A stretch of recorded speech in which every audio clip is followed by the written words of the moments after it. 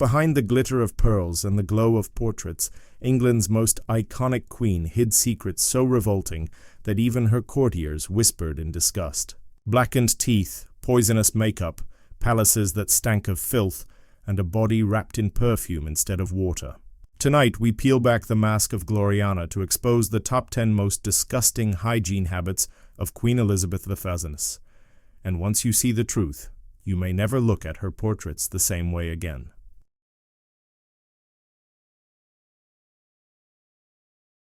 She was the Virgin Queen, a monarch who seemed untouchable, radiant, and eternal. Her portraits showed a pale, flawless face framed with pearls and gold. She became the very image of majesty, a woman above the common world. Elizabeth's smile should have been dazzling, a beacon of grace. But instead, it became one of her darkest secrets. The Queen loved sugar. In Tudor England, sugar was as precious as diamonds. It arrived from overseas at enormous cost, and in Elizabeth's court, it was molded into candied fruits, marzipan castles, and tiny sugared figurines served at elaborate banquets. To partake was to display wealth, refinement, and royal status, but sugar was also poison to the body, especially in a world without dentistry. Visitors recorded their shock at Elizabeth's mouth.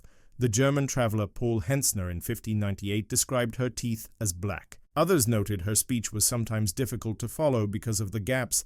She used tooth powders made of pumice, herbs, and cloth rubbings to try to preserve her smile. But these powders were abrasive and ineffective. Extraction was available, but Elizabeth dreaded the pain. A famous story tells of Bishop John Aylmer having a tooth pulled before her, hoping to encourage her to endure it herself. The Queen, however, could rarely bring herself to submit to such agony. By the last decade of her reign, her teeth were decayed stumps, her gums inflamed, her breath offensive. And yet, because the monarch set the fashion, some courtiers deliberately darkened their own teeth with soot or charcoal to imitate her. Blackened teeth became, however briefly, a grotesque badge of aristocracy. Even in decay, Elizabeth dictated fashion. Elizabeth was often said to have boasted that she bathed once a month, whether she needed it or not. The line is apocryphal, but it contains a seed of truth. By modern standards, she bathed very little. Why? The answer lies in Tudor medicine. Physicians taught that immersing the body in water opened the pores, leaving one vulnerable to sickness. Instead, the wealthy cleansed themselves by changing linen. Elizabeth owned hundreds of fine white shifts, undergarments pressed directly against her skin. These were changed daily, sometimes multiple times. It was believed that the linen absorbed sweat and dirt, drawing impurities away without needing soap and water. On special occasions, the Queen did submit to ritual baths. A tub would be hauled into her chamber, water heated in great kettles, and perfumes of rose or vinegar poured into the steam. But these events were rare and elaborate, prepared with the precision of a coronation.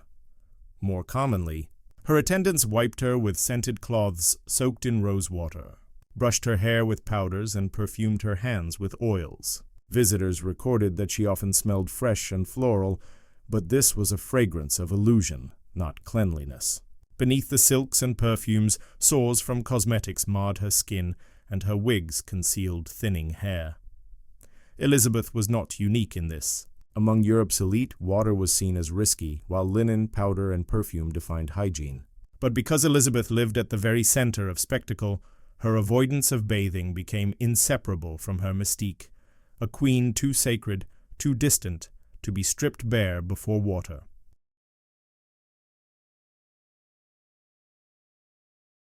Elizabeth's face was her kingdom. To her subjects, she was the radiant Gloriana, ageless and untouchable. But the reality was more haunting. Her favored cosmetic was Venetian ceruse, a mixture of white lead and vinegar.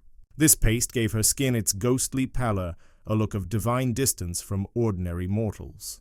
But lead seeped into her flesh. Over time, it caused ulcers, cracked skin, and even neurological symptoms. The more her skin broke beneath it, the thicker the layers she applied. Her lips were colored with vermilion, a pigment containing mercury. Her wigs were dusted with powders that further damaged her scalp. Cosmetics concealed the pox scars left by her bout with smallpox in 1562, but they also deepened her dependence on the mask. By the end of her reign, Elizabeth's face was said to be as fragile as porcelain, never to be touched. Portrait painters were forbidden to capture her true likeness. Instead, they used the so-called mask of youth, a face template recycled again and again to show a queen who no longer existed.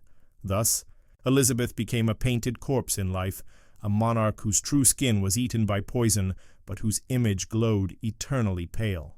Her beauty was not her own. It was an act of statecraft. If you're shocked by what we've uncovered so far, just wait. These are only the surface. You will shock to know her fifth habit. At the center of Elizabeth's private chambers stood an object both intimate and grotesque, the close stool.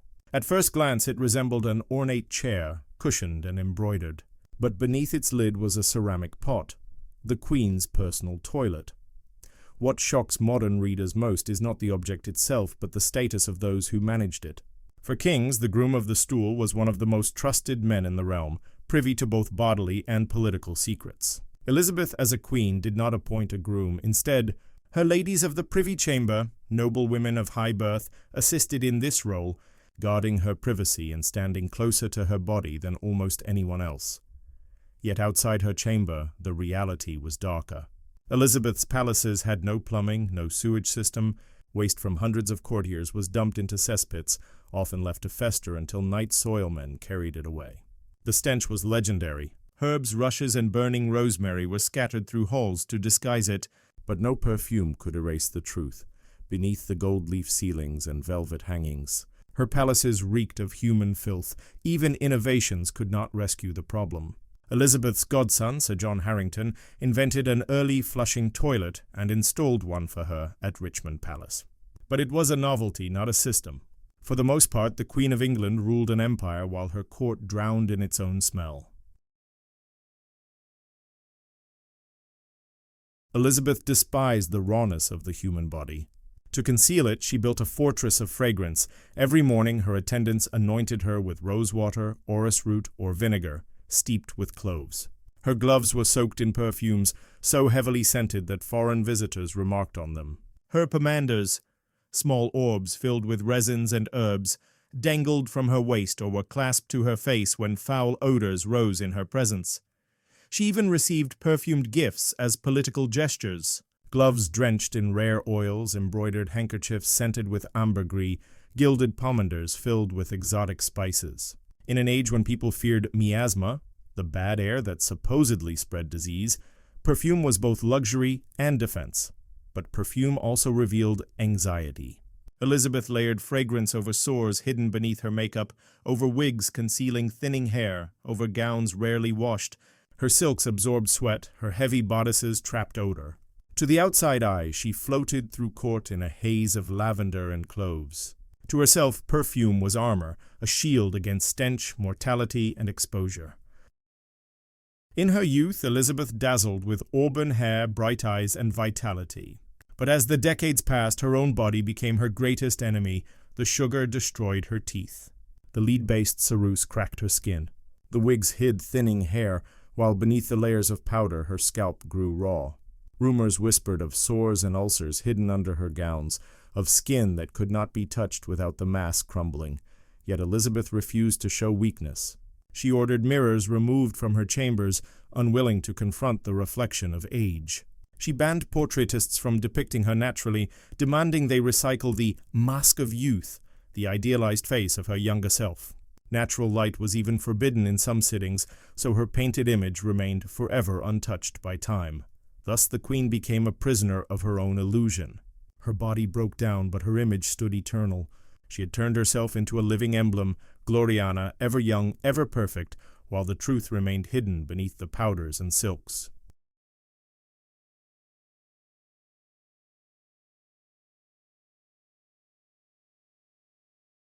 For Elizabeth, water was more than danger. It was vulnerability.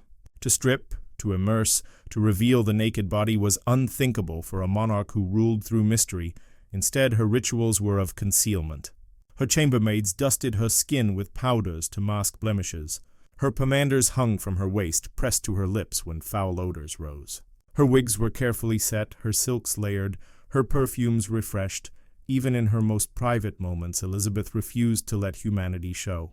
A bath would have revealed too much. a woman like any other. And so she chose the linen shift, the scented cloth, the perfumed glove. She was clean only in illusion, never in truth. Her story does not end here. Now, as it has been clear that the Virgin Queen's body was no temple of purity, but a fortress of deception, let's see what is left to witness more. By the turn of the 17th century, Elizabeth was no longer the fiery young monarch who had defeated the Armada. She was old, frail, and melancholic. Her strength ebbed, but she clung fiercely to ritual. She slept little. She stood for hours, refusing to lie in bed, as though resting might invite death to claim her. She sat in darkened chambers, stripped of mirrors, unwilling to face the truth of her age. Her courtiers begged her to eat, to rest, to allow physicians to treat her sores. She refused. Instead, she clung to her powders, her perfumes, her wigs. She grasped a perfume staff, lifting it to her face as though scent alone could hold decay at bay. Her face was a mask of ceruse, layered to hide the cracked, scarred skin beneath. Her eyes, once bright, dimmed under the weight of years. Elizabeth had become her own ghost, haunting her palaces in white lead and lace.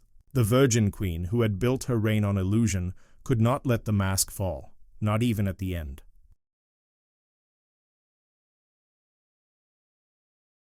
Elizabeth remains one of history's most iconic rulers, Gloriana, Astria, the Virgin Queen. To her subjects, she embodied national pride, divine favor, and eternal majesty. But the reality beneath the myth reveals the terrible cost of her deception. She did not bathe often. She painted her face with poison. She lived in palaces that reeked of cesspits. Her body was wrapped in silks and perfumes, while her teeth rotted, her gums festered, her skin cracked beneath layers of lead. And yet, it worked. Elizabeth turned decay into fashion. She turned poison into beauty. She transformed filth into majesty. Foreign ambassadors may have whispered about her foul breath, her failing teeth, or her trembling hands, but to her people she was untouchable, eternal.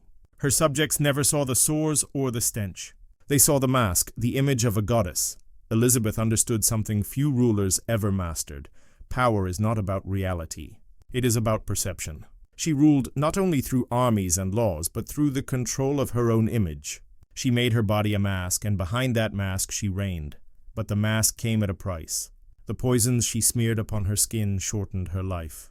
The deceptions she demanded from her painters left her trapped in an image she could not escape. The Virgin Queen became both sovereign and prisoner, ruler of an empire, yet captive to her own disguise.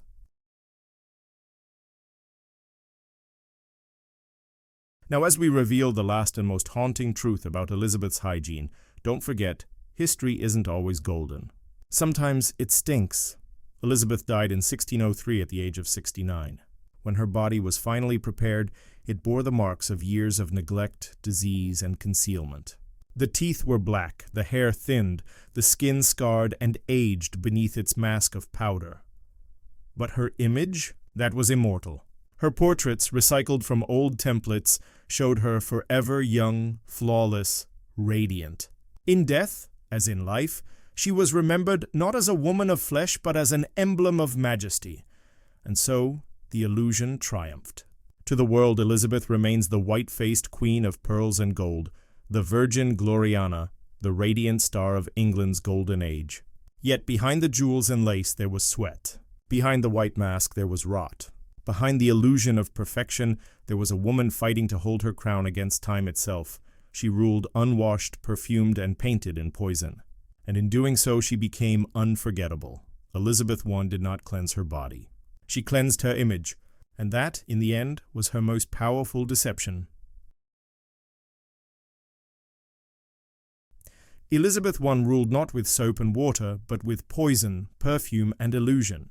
If you found this glimpse into her hidden world fascinating, check out our video on 5 royal hygiene rituals that were deadly, beauty at any cost. And as always, like, subscribe, and ring the bell, because more hidden histories are on their way.